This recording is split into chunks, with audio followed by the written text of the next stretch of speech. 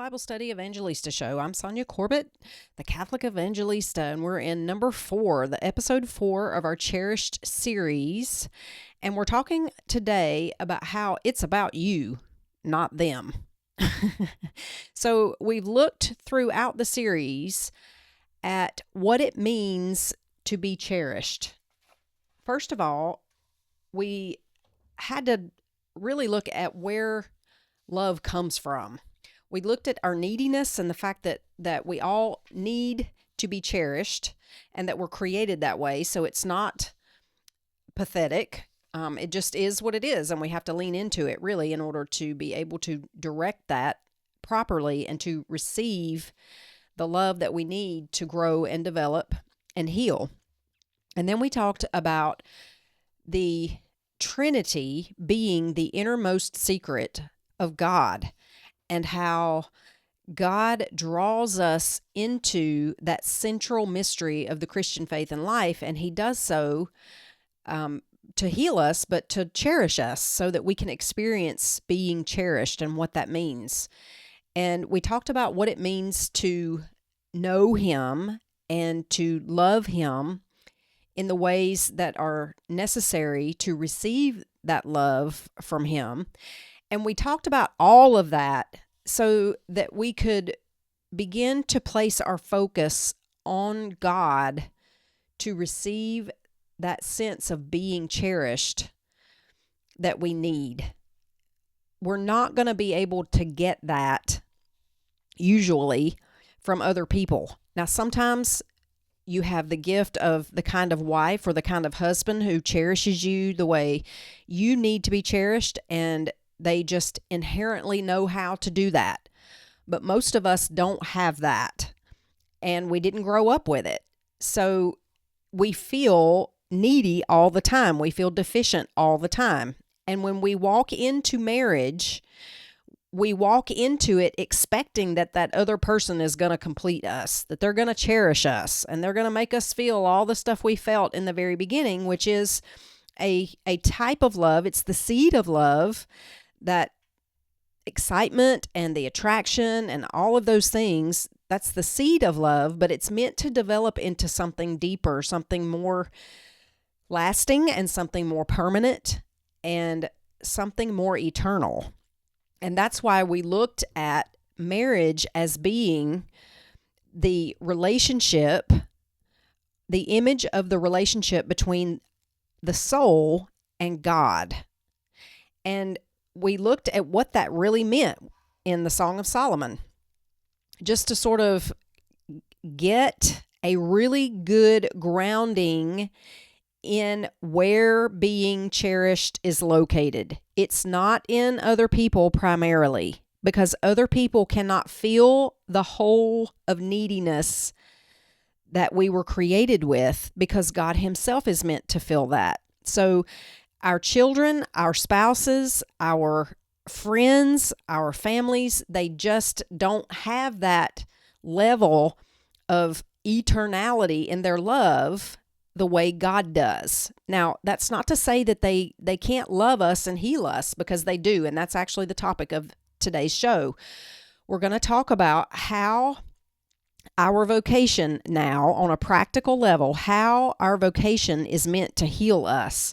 And as I said, each of us walks into a relationship thinking that, that other person is going to complete us and they're going to do all the things for us that we, never had as either children or before in other relationships. And sometimes that happens, but most of the time it doesn't. And at some point we come up against the realization that this person is not the end all be all for me.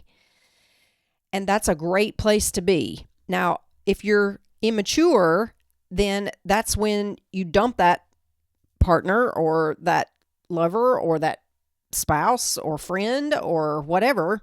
You just walk away from them, because you're constantly looking for that state of excitement and attraction and the superficial kind of love, thinking that that's the real thing. And it's the seed of the real thing, but it in itself is not the real thing. In the next show next week, we're going to look at love, what it actually is. Pure. What is pure love? What does it look like? Because each of us has experienced counterfeits many, many, many times, even with people who we know really love us and whom we really love. Oftentimes their love is deficient, and that's just the way it is because we're all human and we're all fallen and we all are wounded in love. So that's just how it is. But when you come up against that reality when you're first married, it can be shocking because part of the dynamic of how love works, we sort of don't notice the faults of the other person for all of their goodness. And that's not necessarily a bad thing either, because we, in a sense, depending on how deeply we're able to share with one another before we marry, in a sense, we actually see the realest part of who the other person is when we share deeply and we bond in that courtship sort of time. If we even have that at all. A lot of people, there are a lot of counterfeits, but I'm really, really talking about the kind of intimate, permanent relationship that is characterized by marriage, or it should be. And I'm doing that because the Bible both begins and ends with marriage. I've said this several times, and so we cannot ignore marriage as a topic when we're talking about our relationship with God, because our relationship in the Bible is characterized by a marriage. In a sense, we're all married to God. Our maker is our husband. He is our spouse. For men, he's the end all be all of any relationship that you've ever desired, be it with a woman or a friend or anyone. And the same for a woman, although it's easier simply because that verse in Isaiah chapter 54:5, it talks about God in terms of husband. And so that's difficult sometimes for men, but because the Bible begins and ends in marriage, we have to all understand that we all receive from God. And so we're, in a sense, all God's spouse. So we have to understand marriage, right?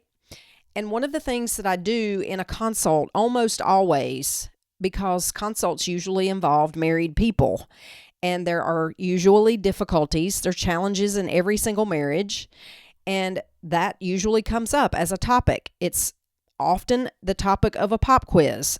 What the spouse has said or done, or how we've reacted to something that they've said or done, or how they are, their personality and their temperament.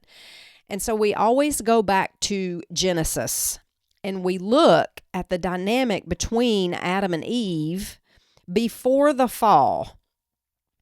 And we looked at that somewhat during that very first episode when we looked at neediness, where Adam and Eve were needy before the fall. Before sin entered the picture, they were already needy. They needed food, they needed water, they needed climate, a perfect climate. They needed work. They needed one another in relationship, and they needed God. They needed that relationship with God. So they were needy before the fall. But there was also something else that characterized that relationship, and it was the perfect authority structure. The perfect authority structure was Adam and Eve connected horizontally, and Adam and Eve connected vertically to God. So they made a triangle. So you can see how there's something of a trinity there. That was the perfect authority structure. And because Adam and Eve were in full control of their thoughts and their emotions, it worked perfectly. Adam was head of the marriage. Marriage was actually a sign of the covenant of creation. So it was created by God, and Adam and Eve there were considered the first married couple. And so their authority structure worked properly. Adam was the head, Eve was subordinate to him, and they were both together subordinate to God. And there wasn't a struggle. It worked perfectly. It was in sync. There wasn't striving at all. It was a perfect arrangement. Then there is this abdication on the part of Adam to protect Eve. there is sin on the part of each, and then all hell breaks loose. The word abdicate means to relinquish power or responsibility formally, to relinquish formally a high office or responsibility.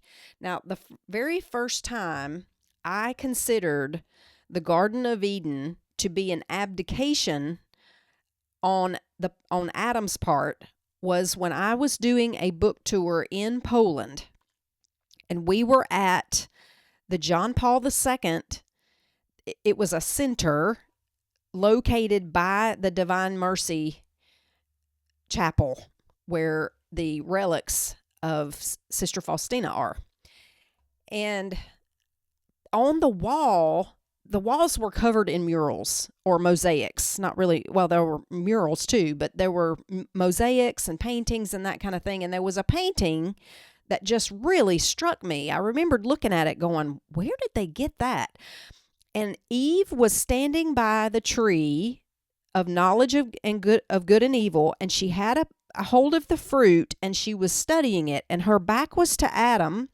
She was looking at the fruit. The serpent was wrapped around the tree. You could see the serpent talking to her, and she was looking at the fruit. And Adam was lounging on the ground asleep while all of this occurred. And I remembered looking at that going, it was a little bit off-putting. I'm not sure why, honestly, but I don't think I had ever considered the fact that it was through Adam that the serpent went to Eve. Now, when I do one-on-one consultations, I often suggest that part of why the serpent targeted Eve specifically rather than Adam was because of something John Paul II said about women. He said that God has given humanity to woman. Now, certainly that means literally, physically. Every human being is born of a woman. But he actually meant spiritually. He was talking about spiritually, and Edith Stein actually made the same assertion in her writings on woman. She said that, of course, the proto-evangelium, which is what that passage in Genesis is called, it's the first gospel, proto meaning first and evangelium meaning gospel. And so that whole passage there of the fall and then God's correction and then the blessing and all of that is called the proto-evangelium because there is a prophecy there of the woman and her seed having enmity with the serpent and that the woman would crush the head of the serpent. So there's a prophecy there that the church has always understood to be Mary crushing the serpent's head and her seed being Christ, who would ultimately defeat and reign over the serpent. So that's called the proto-evangelium. But one of the things that really struck me about that, and it struck Edith Stein too, Sister Teresa Benedicta of the Cross was her religious name, and she was a martyr at Auschwitz for her people, specifically for the Jewish people. And she said something about that proto-evangelium that was really interesting and profound and deep. She said that, of course, that prophecy speaks of Mary, but it also speaks of every single woman. Every woman has the duty, the privilege, and the ability to bring new life, to bring new spiritual life, but also physical life, to bring new life to the world.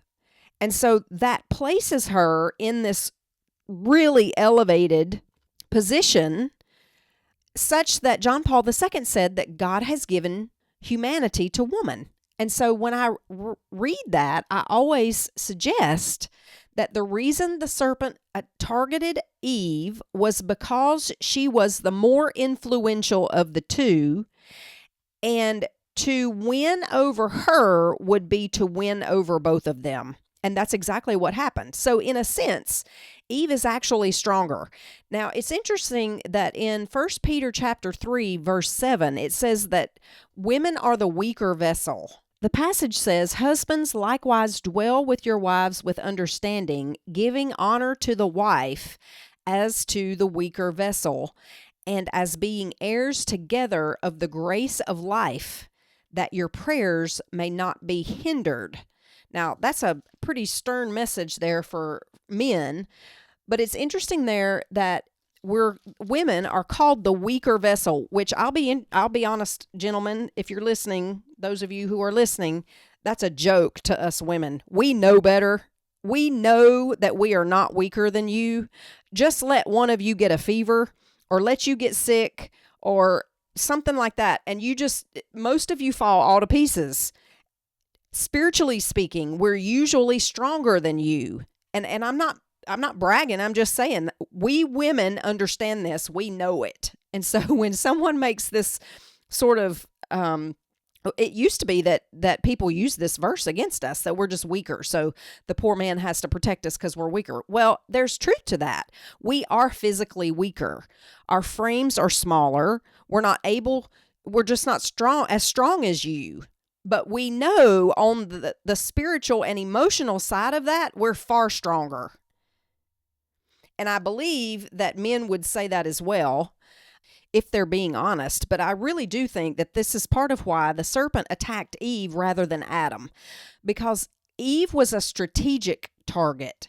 If he could make Eve fall because of her elevated influence and her elevated role in bringing new life, both spiritual and physical, he could automatically make Adam fall. And in that mural, what I saw there was that his job was to protect her.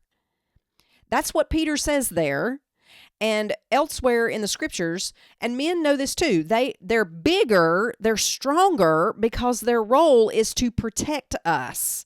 And they're made for that. I mean, listen, I am always just seriously impressed with the strength in a man. I mean, it's amazing. It actually always puts me in the mind of like thoroughbred horses, like their muscles and stuff are just they're visible. They're you know what I'm talking about. So the Adam then was physically stronger and meant to protect her, and yet he didn't. For some reason, he didn't protect her. So then everything falls all to pieces. And then we have this account where they turn on one another when God begins to ask questions about what happened. Adam accuses Eve, and Eve accuses the serpent, and God won't listen to either of those excuses, although he does curse the serpent. He doesn't curse Adam and Eve because he's already blessed them, so he's not going to then curse them. But he does pronounce judgment over them. And because what they have done has caused all of creation to fall into this spiritual and literal mess, their relationships have now become a mess as well. The two of them turn on one another and they accuse each other and they start hiding from God. So the authority structure is affected and their relationships are affected. And that is where all of our relationship and authority issues in our marriages, whether we're married to the church, whether we're married to another person, whether we're married to God, the authority issues and the control issues that we have in those relationships come from the Garden of Eden. So we always return to that garden, and I ask people, could Adam control Eve? And the answer is always no. He can't control her. He can't control her thoughts. He can't control her emotions. He can't make her think the way he wants her to think. He can't make her feel the way he wants her to feel. And likewise, Eve with Adam. She can't make him see things the way she sees them. She can't make him do the things she wants him to do, but they surely do try, don't they? So our authority structure and our relationship structures are a mess in our marriages because of what happened in the Garden of Eden, and we still don't know how they're supposed to act. So we're out from under proper authority in our marriages with one another, husbands and wives, and we're out from under the proper control, self-control. Instead, we're trying to control one another. And that's where we get into a mess in a marriage, and that's why God has to heal us. Now, it's not just that we have to heal from what we have done to one another in a marriage. We bring in our wounds from our childhood and previous relationships and all kinds of baggage into the marriage already. And then we wound one another in marriage. And all I'm here to tell you through this series, Cherished, is that your healing is not about whether or not they get healed. It's not about whether or not they get it. It's not about whether or not they do what they're supposed to do at all. Your marriage is about you. Your healing is about you. It has nothing to do, it is not conditional on what the other person does at all. It is solely about you and your relationship to God and your relationship to yourself.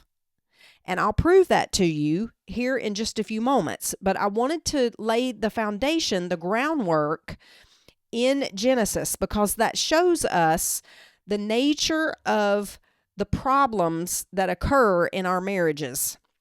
Everybody wants to listen to a podcast or a series or a sermon or whatever on how to fix that spouse. How can I have a happy marriage? How can I fix them? How can I make them do what I want them to do? And do you see how all of that is manipulation and control?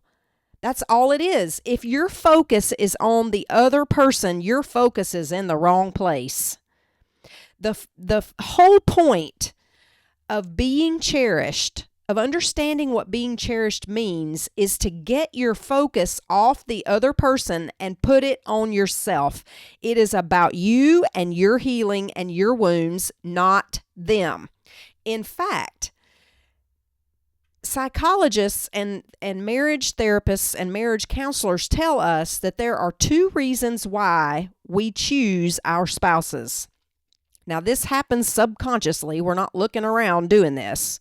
But there are 2 reasons why we choose our spouses. The first, we talk about this in consults all the time, related to the Genesis story.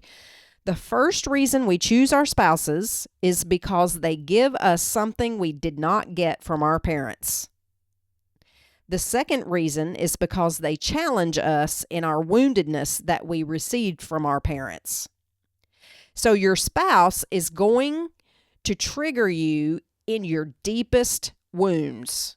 And that's how it's supposed to be. That's how it's meant to be. That's why you chose them. Subconsciously, you chose them because they were like your parent in important ways. And they wound you in those same ways in order so that you will learn how to deal with those wounds now that you received as a child. And to temper that some, we choose them because they have qualities that they nurture in us that we never got from our parents. Now, I intended that my husband would join me for this particular episode because I wanted to get a man's point of view, a husband's point of view of how this works in marriage. But too many things happened and it became clear that it's just not meant to be. So I'm going to do my best to stand in for him. And you know from my point of view how that worked, but I'll reiterate it for some of you who haven't been with me very long and don't know.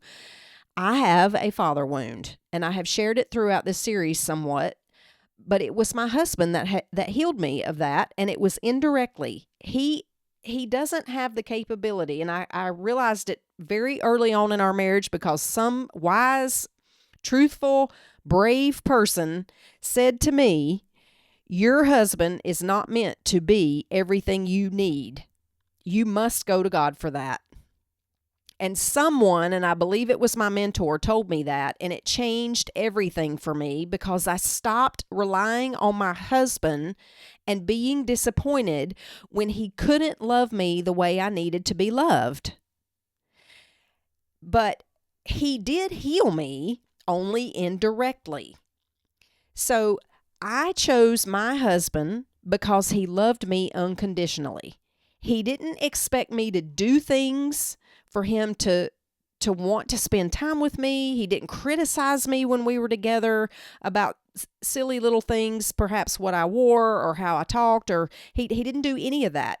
He gave me this unconditional love, and I just opened under it. And it was just the natural way of who he is.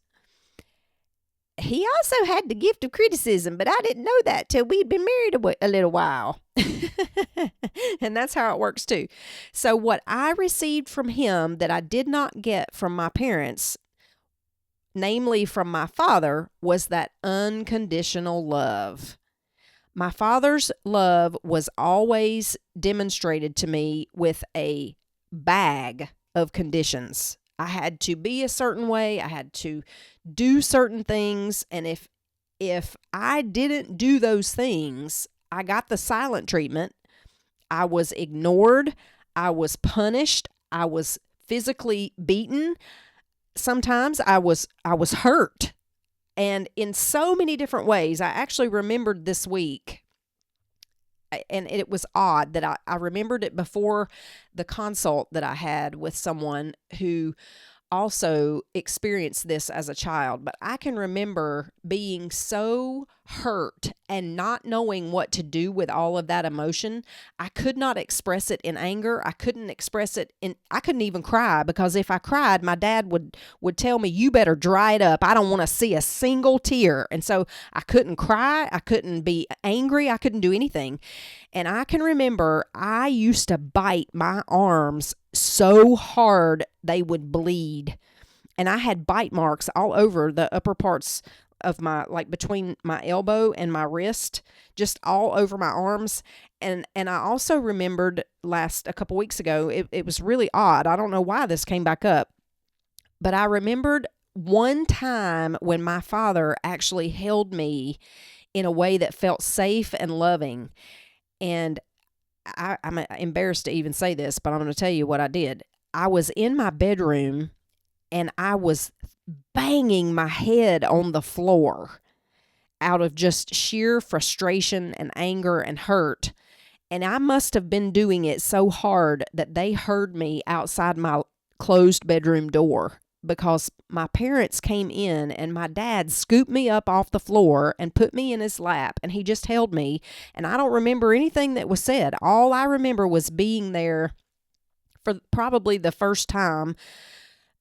And I don't remember any time after that, but I just remember being there and feeling safe and feeling loved. But I know that it was that episode with me banging my head on the floor that caused that reaction. And so you can see then that I did not receive unconditional love from my father. I did from my mother. And so I knew what it looked like and what it felt like. And when my husband and I began to date, that's what I received from him. I had all kinds of habits that I knew weren't right, that I didn't even want to be doing, but I was doing them. But he never pointed them out, and he didn't criticize me for them. And I mean, I'm my worst critic and my worst enemy.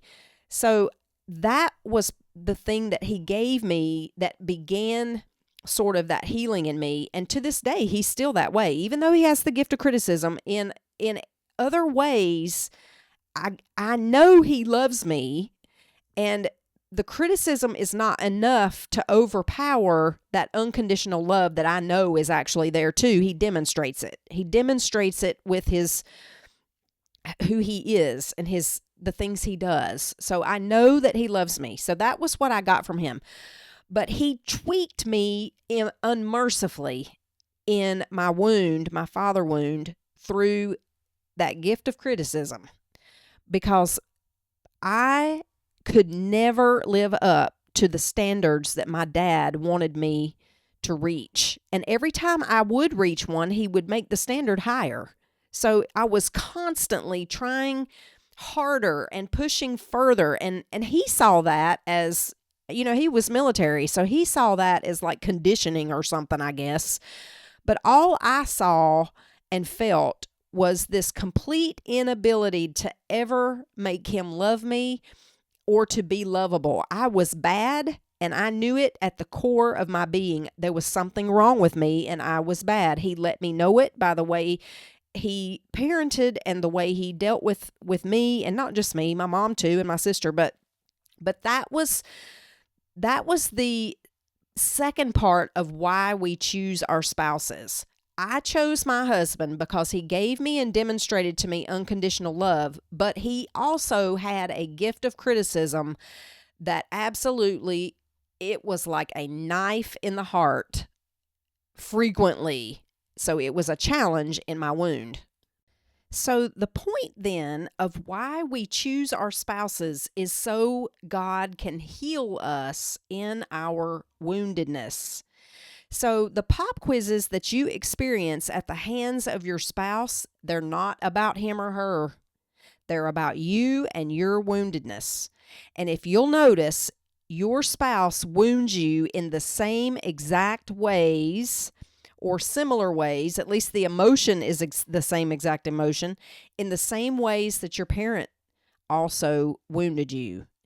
And the reason God allows that is so we can pay attention to those deeper, older wounds. Now, I am doing right now it's called a Sacred Healing Masterclass over in the community. And I'm talking specifically about all of these things, particularly pop quizzes. So if that's not something you've heard me say before, or you want more information on how to heal in this kind of way, you need to make it over to the community and click on courses on the left-hand margin, because we're talking about discerning the pattern in our relationships, particularly marriage relationships with children, with spouses, with everyone. Why in the world did these people continue to hurt me in these same ways? So we're looking at discerning our patterns, uncovering the root wound and emotion that has been driving all of our self-medicating habits and our terrible behaviors. We're looking at how to isolate and target that wound, how to identify and permanently remove blocks to healing, how to experience inner healing, we've already talked about how to understand why you feel so needy. We're talking about all of this stuff, outgrowing destructive coping mechanisms, erecting proper boundaries, which we'll talk about in not next week, but the week after, I think, here in Cherished. We'll talk about how to guard our peace, how to receive focused healing prayer over in the masterclass, and how to formulate a long-term strategy, especially with these pop quizzes. How do you deal with this relationship, this marriage, when it's such a mess and it's so painful and sometimes it's abusive? What do you do in that situation?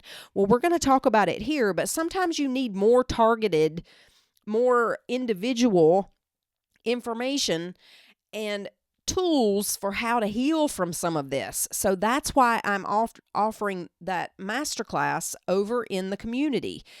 And it's open to everyone. It's half the cost of a one-on-one consultation. And that's why I wanted to do it, because I wanted to offer healing in the way that I offer it in a one-on-one consultation, in a way that was accessible to more people. Now, it seems like $399 is a lot of money, and I understand that. But listen, just one of the methods that I trained in, it cost me $800. So just that one thing, you're getting that too. And yet in that one method, I didn't learn, I'd say maybe not even a quarter of what I present there is that one method. And that was an $800. It was actually more than $800 because I had to do something else before I could even take the course. So all I'm saying is it seems like a lot of money, and it is. I'm not making light of that, but I'm saying it is an investment that you will never, never regret. It's half the cost of a one-on-one consultation, and it gives you all the information that I use in a consult one-on-one without actually explaining what I'm doing. So I'm showing you how to heal in these relationships, how to understand a pop quiz, how to find the root emotion and the predominant fault in them, how to follow those and allow God to heal you in them while you're in the crappy relationship. Because it's about you. It's not about them. We want them to change. We want them to get it. And I understand that. But it's not about them. And if you change and you get it and you start getting under the proper authority structure, which we'll talk about next week. I don't think I'm going to have time to do that this week. We'll see. If you get under the proper authority structure and you stop trying to manipulate and control the other person, I think you'll be amazed at the changes that start to occur. Ask any husband who has a wife who belittles him or puts him down in front of other people, who will not listen to his opinion on things or even ask his opinion, who doesn't respect him. Ask that husband how he feels about his wife, and I promise you he don't feel like loving her. On the other side of that, husband, what wife respects a man who won't protect her and her children? If you're abdicating your position of rightful authority the way Adam did, falling asleep in the garden while the whole family's being attacked here and there and everywhere, how do you expect her to respect you? So it's a two-way street. Ladies, we have to get underneath the proper authority structure. That means God is the head of the marriage, and He speaks and He protects and He guides through the authority of the husband. Now, so many of you say to me, well, he won't do it. Well, I'm telling you, if you back up far enough and leave it to Him, 9 times out of 10, He will do it. He doesn't do it now because you won't let Him. Or when He does try, you belittle Him, or you criticize Him, or it's not done the way you want it done, or it's not done the way you think it ought to be done. There's always something, and if He doesn't do it fast enough, then you step in and you do it anyway. You don't give Him the respect and the honor of being the authority. Most times, most of us ladies, you know this is true. Now, don't stone me, but it's time now. We've gone through the sweetness and light of the first 3 shows, and it's time now to get some truth. The truth is, many times our husbands do not take the proper authority in our homes because we simply step in and do it. And the excuse is that he doesn't do it, or he won't do it, or he doesn't do it right. But the truth usually is we don't want him doing it. We want to make the decisions. We want it done the way we want it done. We want it done on our timing, and we don't allow him to make those decisions. And this is the backward side of the pendulum swing from the days when the wife was simply barefoot and pregnant and told to sit down and be quiet and do what she was told. And now she got a little bit of authority and power in the marriage, and now she tries to wear the breeches. Now it's happy wife, happy life. If I told you how disgusted I get when I hear that, it makes me sick to my stomach. If that's the way your household is run, I guarantee it's in a mess. I bet your marriage is in a mess. I bet your children are in a mess. I bet your home is in a mess. Happy wife, happy life is a bunch of crap. Now, the wife will be happy if she's under the proper authority structure, if she's not trying to control and manipulate her husband, and the husband will feel respected if he's loving his wife. But the woman has to go first. Why? Because humanity was given to woman. Humanity was given to woman, and that means woman must go first. That means she has to humble herself. That means she has to do the right thing first. That means she has to seek God first. That means she has to get under God's authority through her husband first. She has to treat him the way she wants to be treated. That's because it is in her power and it is her privilege to be the giver of life, literally and spiritually.